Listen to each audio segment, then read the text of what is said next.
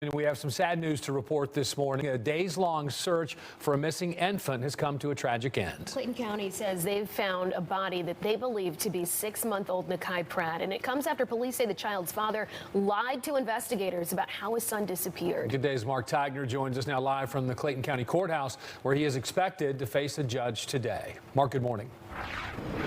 Yeah, that's right, guys. And this new charge of making false statements has been added on to the original charges that Antonio Pierce was already being held on. Those included drug possession as well as some traffic counts. And as you mentioned, he is now expected to go before a judge to hear all of these counts. The worst situation. I just was praying it wasn't, but I'm messed up about it. It was the outcome no one wanted. A Clayton County police officer tells Fox 5 they found a body believed to be Nakai Pratt in the woods behind the apartment complex where the 6-month-old vanished from. Sunday morning, officers responded to the complex off of Valley Hill Road in unincorporated Riverdale. Nakai's father, Antonio Pierce, told police the baby was kidnapped during an armed robbery.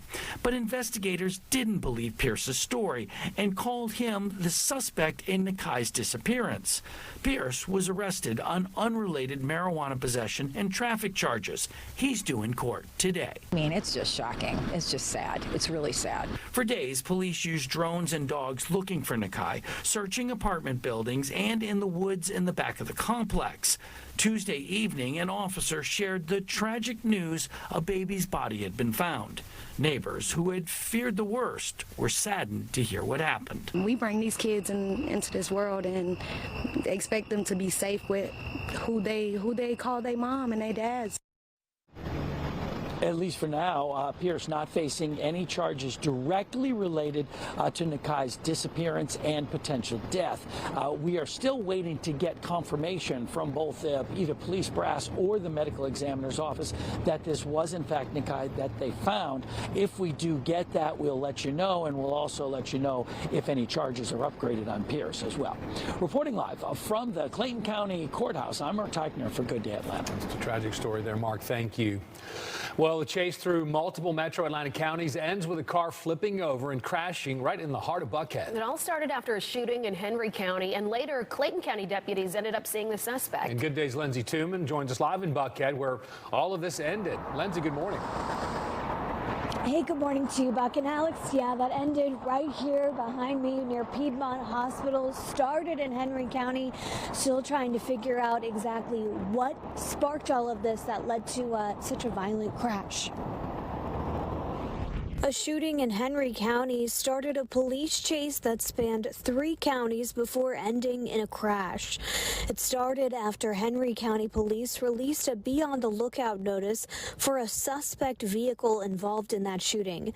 Clayton County deputies spotted the vehicle coming into the county, and when deputies tried to pull it over, the driver wouldn't stop.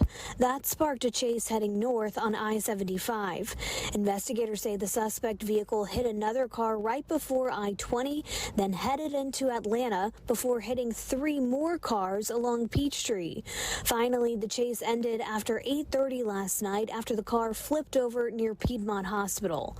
All of the deputies involved were reported safe. Yeah, and we're still trying to get more information about that initial shooting in Henry County, as well as if there were any injuries in those crashes and the name of the driver who was involved in this as well. Reporting live in Buckhead, I'm Lindsay Tooman for Good Day Atlanta. All right, Lindsay, thank you for that. Now, a 33-year-old man is facing serious charges after a fiery crash claimed the lives of 8 family members, including 5 juveniles. The 6-vehicle crash happened on I-85 in Jackson County on Monday. 8 of those victims, including a pregnant woman, were inside the same van when it collided with a tractor trailer.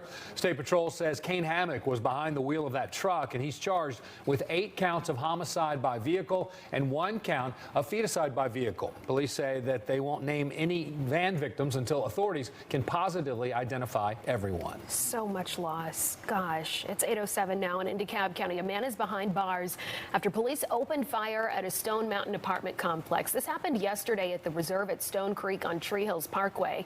It's near South Hairston Road.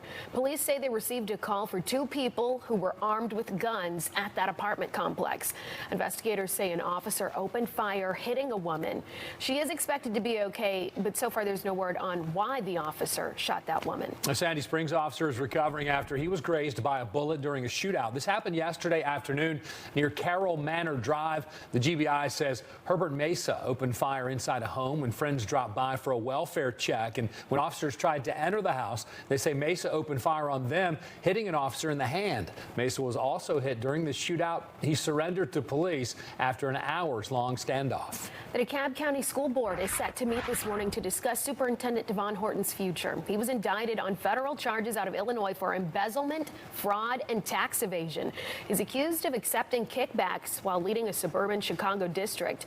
Now the DeKalb Board has him on administrative leave. This morning's closed-door meeting is set for 9 a.m., so in just under an hour.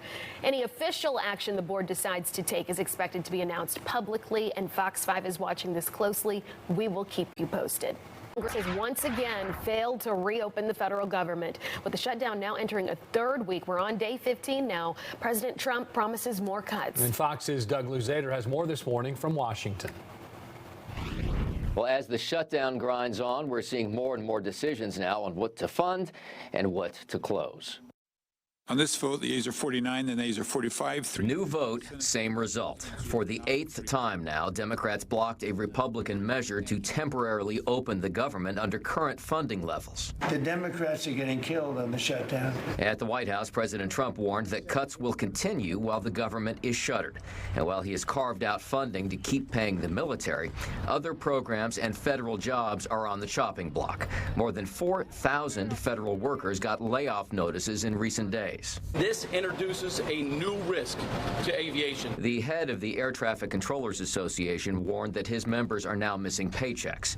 What Democrats want is an extension of what were initially temporary COVID-era subsidies for skyrocketing Obamacare insurance premiums. But if Republicans don't change course, then very soon 20 million Americans are going to face financial catastrophe when their health care premiums go through the roof. Republicans say it is a crisis of the Democrats' own making. This was not because of the pandemic. This was because Obamacare is a failed product in the first place. And they used that as an excuse in order to add additional federal dollars in. There is no end in sight. And the plan now is for the Senate to vote again later today, the 9th attempt to reopen the government.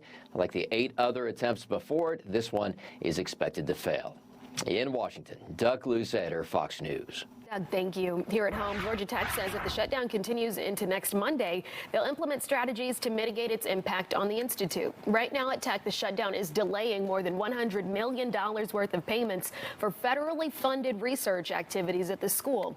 In response, Georgia Tech says it'll significantly limit major contract purchases, non-essential travel, new job offers, and consulting services. Officials say they'll continue to monitor cash reserves during this shutdown. The CDC is now on track to lose a quarter of its staff since President Trump took office this year. That's according to the National Federal Workers Union, who says that around 600 employees are still on their way out as part of massive job cuts. Last week, 1,300 workers were notified they had lost their jobs before an email was sent out revoking the firings for 700 people. The Trump administration claims the employees were mistakenly placed on notice due to a coding error. The union says they still have not received notifications of the positions that were impacted. These illegal firings of our union members during a federal government shutdown is a callous attack on hardworking Americans and puts the livelihoods, health, and safety of our members and communities at great risk.